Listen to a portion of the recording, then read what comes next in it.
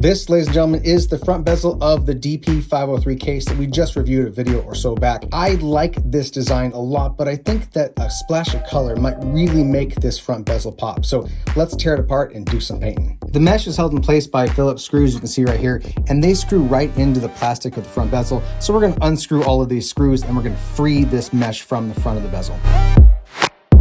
All right, here's the mesh out of the bezel. You can see the holes where the screws went through. Here is the bezel all empty. Next stop is to throw some paint on this, so let's get to it. For the color, we're gonna use this Rust-Oleum Metallic. It's a nice blue with some sparkle in it. It should look really nice on that guy right there. All right, it's time to put it back together and see what it looks like. That's our new painted mesh front, and there's the black bezel. Let's get it back together. And now for the reveal. Oh, that looks good. Look at that blue against the black bezel there. Oh, that looks good. That is the perfect amount of color for this.